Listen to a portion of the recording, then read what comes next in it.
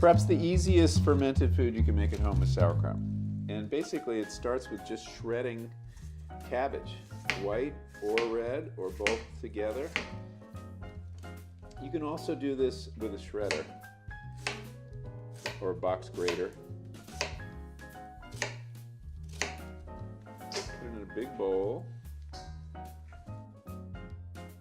I'm going to mix this with some white so we get a nice color. So now what we're going to be doing is depending on microbes, bacteria, to transform this cabbage into sauerkraut. But we're not going to add those. We don't need to.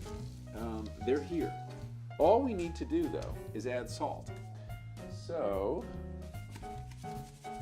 now I'm not going to specify how much, because it's not critical.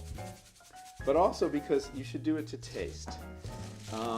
And the rule of thumb I learned from the man who taught me how to make sauerkraut, Sandra Katz, was salt until it tastes salted but not salty. You want to bruise the cabbage. You're trying to create as much surface area as possible for the salt to be in contact with. And what the salt is going to do is draw the water out of the cabbage. Let's see how this tastes. Needs more salt. This is good cabbage. It's very sweet. So you can spice it however you want. Some people put coriander in it. I like juniper. Caraway is classic. Some caraway seeds.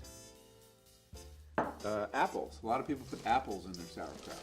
And anything with a little sugar in it. This is already pretty sweet, but if you had cabbage that wasn't sweet, slice up an apple.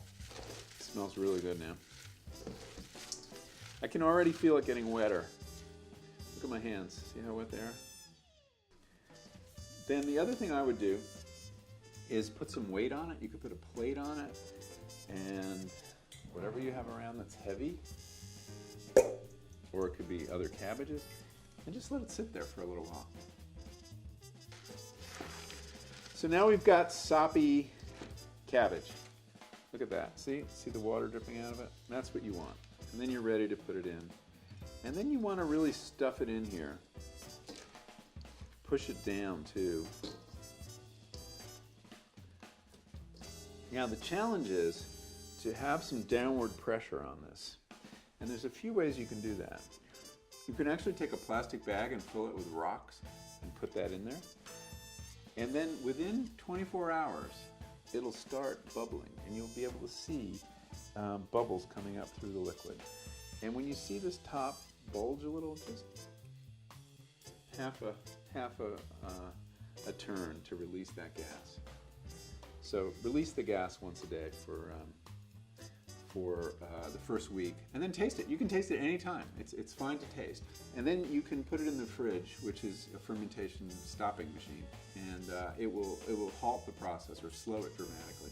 And then you can use it gradually over as long as you like. Tastes pretty good. It would be good coleslaw right now. I'm Michael Pollan. Please watch Food Forward TV on PBS.